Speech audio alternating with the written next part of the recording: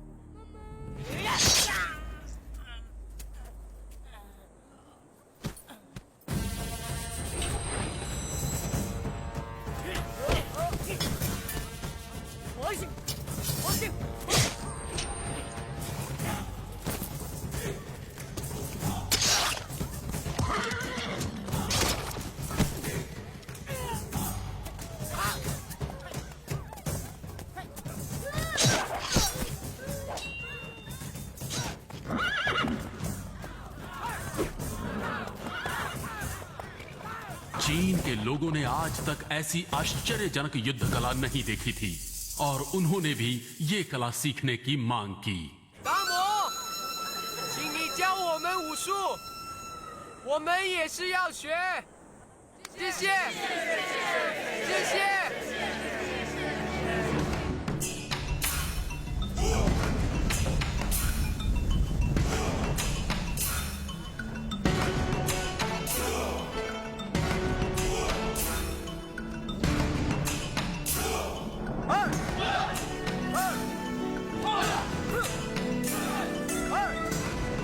यहाँ के लोग बोधिधर्मन को प्यार से धामू बुलाते थे।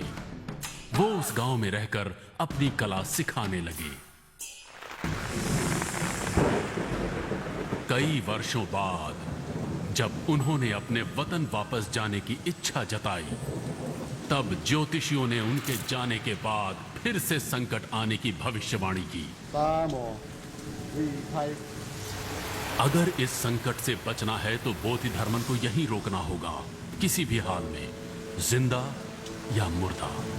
गांव वालों ने उन्हें रोकने के लिए उनके खाने में जहर मिला दिया, लेकिन बोधिधर्मन ये बात भली भांति जानते थे।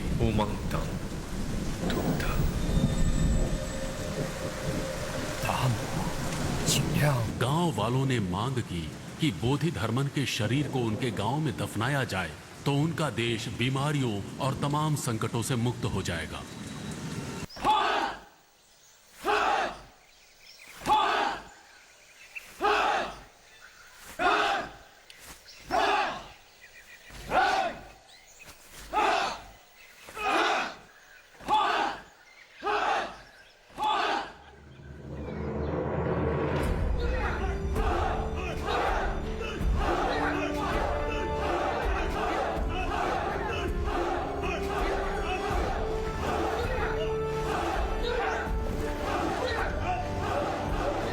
आज भी चाइना में बहुत सी जगहों पर बोधिधर्मन के बनाए हुए मंदिरों में उनकी पूजा की जाती है।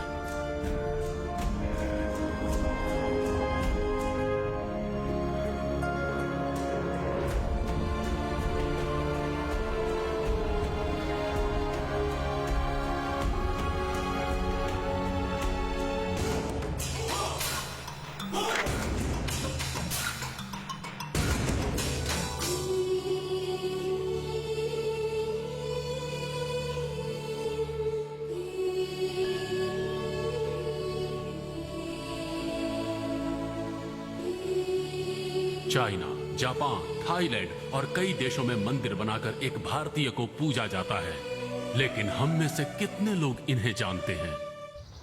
मैंने तो नहीं सुना। बोधिधर्मन, ये नाम भी नहीं सुना।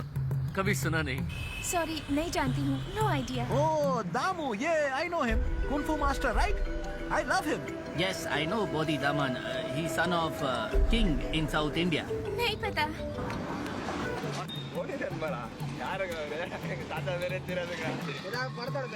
Very good. Kung Fu guy. I know Damu master. He come from India. Bodhidharman, ये नाम ही मैं पहली बार सुन रही हूँ। सॉरी, मुझे नहीं मालूम।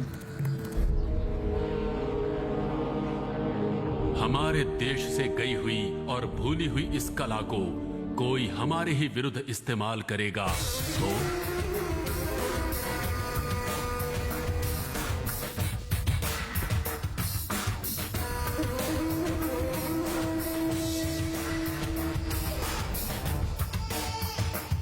डोंगली, जिसके बारे में बताया था, ये शाओलिन टेम्पल का सबसे बेस्ट स्टूडेंट है। मिस्टर डोंगली, ये हमारे देश के चीफ साइंटिस्ट हैं। करीब 36 साइंटिस्ट ने 8 साल की मेहनत के बाद एक असाइनमेंट क्रिएट की है जिसका नाम है ऑपरेशन रेड। ये ऑपरेशन रेड इंडिया के खिलाफ है। अगर हम कामयाब हो जाते हैं तो 3 सालों में हम जो भी कहेंगे वही बन जाएगा लॉ इंडिया में।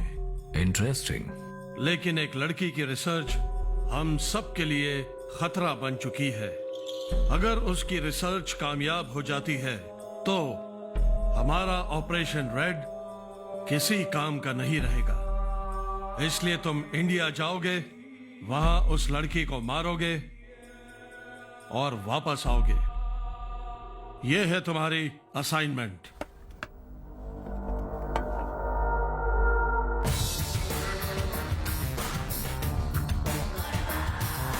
सर, सिर्फ एक आदमी को भेजना ठीक नहीं है। पूरी टीम भेजेंगे। अगर ये पकड़ा गया तो हमारे देश में प्रॉब्लम हो सकती है। इसे कोई नहीं पकड़ सकता। इतना ओवर कॉन्फिडेंट होना ठीक नहीं।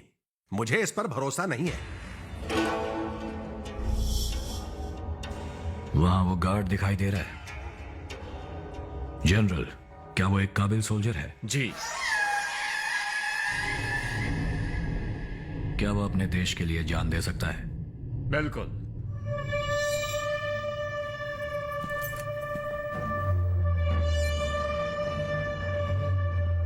पर अब वो मेरे लिए जान देगा।